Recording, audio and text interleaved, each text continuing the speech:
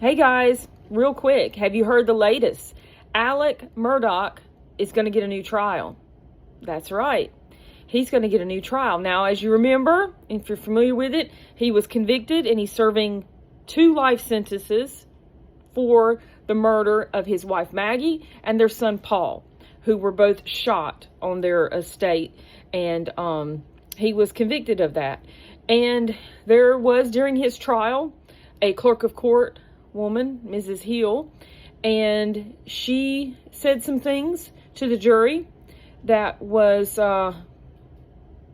what was garnered to be influential. And I believe she wrote a book, I think, after the trial. But anyway, so they've been going back and forth on that, whether her saying what she said to the jury influenced their decision and their verdict, and it was enough for the South Carolina Supreme Court to say, you get a new trial.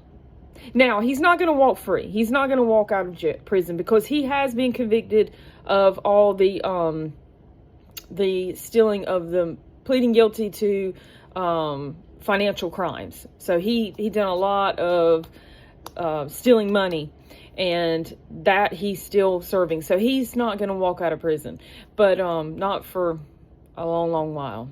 I think that was 40 years he got for that. But it's just, he's going to get a new trial.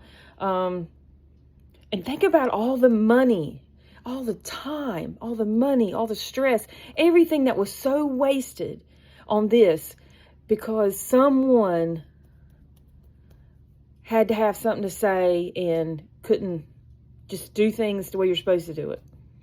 What is your comments? How do you feel about it? Should they give him a new trial? Is it enough that you think what was said to the jury was enough to influence you believe? Let's hear what you say. If you get a chance, look at what the South Carolina Supreme Court wrote about this. It's astounding. They said she had her fingers on, I think, something like the scales of justice.